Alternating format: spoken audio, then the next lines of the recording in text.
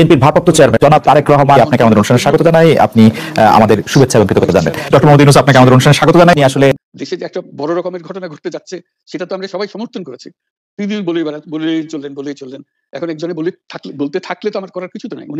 উনি এত শক্তিধর যে এখানে আমার কথা তো কিছুই থাকে না। উনার সরকারের যাবতীয় প্রচার যন্ত্র উনার হাতে। আমার তো আমার বলার যত তীক্ষ্ণ।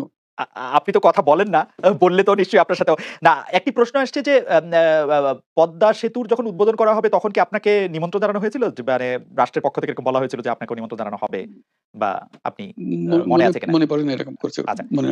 আচ্ছা, আমি একটু যে বিষয়টি নিয়ে আপনি আসলে শুরু করেছিলেন যে আপনার প্রতিষ্ঠান জবরদখল করা নিয়ে, সেই জায়গাটার মধ্যে একটু আসি। আমাদের যে আন্ডারস্ট্যান্ডিং, সেই আন্ডারস্ট্যান্ডিংটা হচ্ছে এরকম: আপনার হাত দিয়ে যখন গ্রামীণ টেলিকমের প্রতিষ্ঠা হয় তখন এর আয় থেকে আপনি গ্রামীণ ব্যাংকের সদস্যদের জন্য ব্যয় করার কথা বলেছিলেন বা ভেবেছিলেন।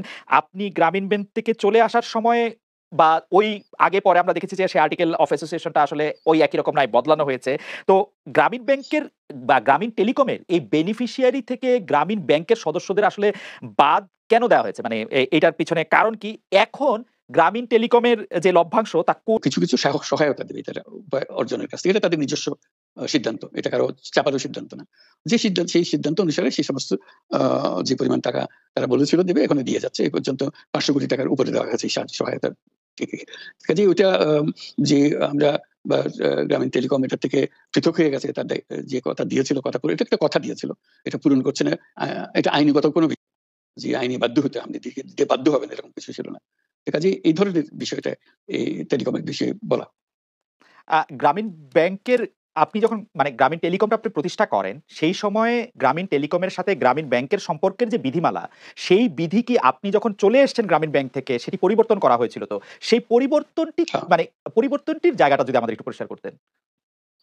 পরিবর্তন ছিল যে আগে এটা নমিনেট করতে পারতো গ্রামীণ ব্যাংক চেয়ারম্যান পদের জন্য একজন লোক নমিনেট করতে পারতো। আমরা যেহেতু গ্রামীণ ব্যাংক থেকে আমাদেরকে সরিয়ে দেওয়া হয়েছে, তখন আমরা মনে করলাম যে এটা টাকার আর দরকার নাই। গ্রামীণ টেলিকম থেকে সেই পথে আমরা পরিষ্কার করে দিয়েছি যে এখন এটার দরকার নাই। এইটুকুই পরিবর্তন হয়েছে। এটা ন্যায়সঙ্গতভাবে পরিবর্তন করার ধারা অনুযায়ী যা করতে হয় সেটা করা হয়েছে। এতে তার ইচ্ছা বা তার কর্তব্য, তার করণীয় যে অবজেক্টিভস আছে, কোথাও পরিবর্তন হয় নাই। এই ক্ষেত্রে আমাদের এই বিষয়ে আর কি এইটাই আমাদের আরেকটা প্রশ্ন, সেটা হচ্ছে যে গ্রামীণ টেলিকম কি গ্রামীণ ফোন থেকে প্রায় 37% লভ্যাংশ পায়? যে এবং যদি পায় 34% লভ্যাংশ পায়, সেই 34% লভ্যাংশের যে টাকাটা, সেই টাকাটা কোথায় বা কি উদ্দেশ্যে ব্যয় করা হয়? সেই সামাজিক ব্যবসায়, যেটি আসলে আপনার পেটেন্ট করা সোশ্যাল বিজনেস, সেটির কাঠামোটা আসলে কি বা সেটি কিভাবে আপনি করেন? সামাজিক ব্যবসা হলো এমন একটা নতুন ধরনের ব্যবসার চিন্তা, যেটা আমরা প্রমোট করছি, আমরা নিজেরা প্র্যাকটিস করছি। সেটা ব্যবসা মানে হলো মুনাফা করা, ব্যক্তিগত মুনাফা করা, এবং তার লক্ষ্য হলো সর্বোচ্চ মুনাফা।